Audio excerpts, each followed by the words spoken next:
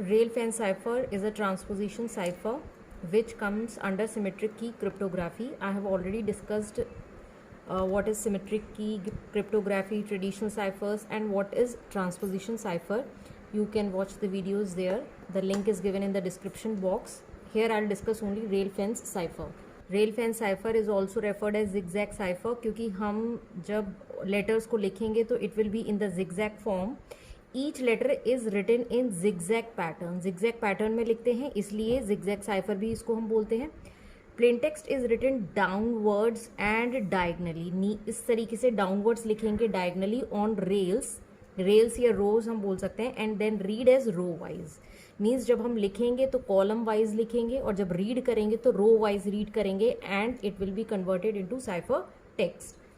Rail-fence cipher is a keyless transposition cipher. It is a keyless cipher. कोई particular की नहीं होती है. अगर हम कहें या कहीं कई जगह आप पढ़ेंगे कि जो रेल्स होती हैं that is considered as the key, but it is not exactly the key मान सकते हैं बट प्रॉपर कोई स्ट्रॉन्ग की नहीं है इसकी रेल-फेंस साइफर की, इसलिए कीलेस ट्रांसपोजिशन साइफर है. इसमें एक्चुअली क्या करते हैं, लेटर्स होते हैं उनको सिंपली हमें कॉलम वाइज लिखना है, रो वाइज रीड करना है, तो there is no exactly the key. We just need to follow this rule and the plain text is converted into the cipher. कई तरीके की ट्रांसपोजिशन साइफर होती हैं, keyless, keyed, double transposition et cetera. तो detail में मैं कीलेस, कीड जो है होती है वो मैं अपने अदर वीडियोज़ में कवर अप करूँगी. So let us see an example. Suppose the plain text is study table plain text है, इसको मुझे एनक्रिप्ट करना है यूजिंग द रेल-फेंस साइफर. और जो मेरी रेल है, रेल सपोज 2 है, रेल 2 कहिए या की कहिए. रेल 2 का मतलब है कि देयर विल बी 2 रोज. जब ये मैं इसको कन्वर्ट कर रही होंगी तो 2 रोज में ये डिवाइड होगा. 2 रोज कहिए या फिर 2 लेटर्स करके हम इसको डिवाइड करेंगे. Let us see. S, then downwards and diagonally T. S T U D Y T A B L E. इस तरीके से हम लिखेंगे. ये जिगजैग पैटर्न हो गया. One more important point that is the spaces and the punctuations are omitted. अगर space है या कोई भी पंक्चुएशन है उसको हटा देते हैं. तो एस टी, एस के बाद टी यू डी वाई, तो S T U D Y means zigzag pattern में ये चल रहा है. So that is why this is why it is known as zigzag cipher. तो इस तरीके से हमने लिख लिया. यहाँ लिखा है डाउनवर्ड्स एंड डायगनली, तो downwards S T U D Y, diagonally and downwards I have to write the letters S T then U D Y T A B L E. और रेल 2 थी तो 2 लेटर्स को ले लेकर चलेंगे, S T फिर U D फिर Y T, column wise.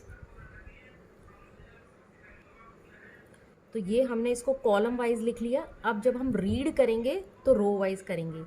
जैसे यहाँ पर लिखा था, मैंने अभी बोला था कि कॉलम वाइज लिखेंगे और रो वाइज रीड करेंगे.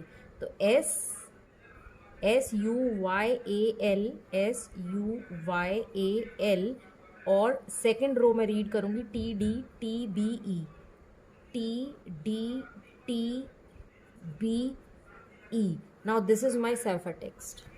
So the plain text study table is encrypted in this cipher text using the number of rails 2. तो ये मेरा क्या हो गया, encryption process हो गया. This is encryption done. Now for decryption में reverse process होगा. Means हमने encryption में column wise लिखा था और row wise read करा था. तो decryption में row wise लिखेंगे और जब read करेंगे तब column wise read करेंगे.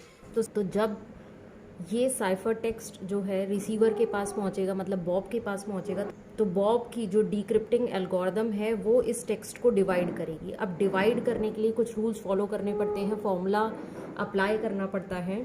कितने पार्ट्स में डिवाइड होगा वो डिपेंड करता है कि नंबर ऑफ रेल्स कितनी है. यहाँ पर नंबर ऑफ रेल्स या फिर कहो कि डेप्थ है हमारी 2 की डेप्थ है, तो इसके अकॉर्डिंग कितने पार्ट्स में डिवाइड होगा उसके लिए फॉर्मूला होता है. यहाँ पर सबसे पहले हम एल निकालेंगे. एल का मतलब है the number of letters in the plain text. Plain text में कितने लेटर्स हैं, 1 2 3 4 5 6 7 8 9 10. तो एल की वैल्यू हो गई 10. नेक्स्ट एन n है number of rails during encryption, तो नंबर ऑफ रेल्स कितनी ही थी 2, दैट इज 2. अब थर्ड वेरिएबल जो है k is equals to l upon 2n-1, ये होता है. अब k वो वैल्यू है जो कि हमारी फर्स्ट और लास्ट स्ट्रिंग की लेंथ होगी. फर्स्ट और लास्ट स्ट्रिंग की लेंथ का मतलब है कि ये जो मेरा टेक्स्ट है, सपोज ये 3 पार्ट्स में डिवाइड होता है, तो फर्स्ट पार्ट, लास्ट पार्ट और मिडिल पार्ट. ठीक है, मिडिल पार्ट्स भी कई सारे हो सकते हैं. तो फर्स्ट और लास्ट के जितने कैरेक्टर्स होंगे, जो लेंथ होगी वो k की वैल्यू होगी. And the length of each intermediate string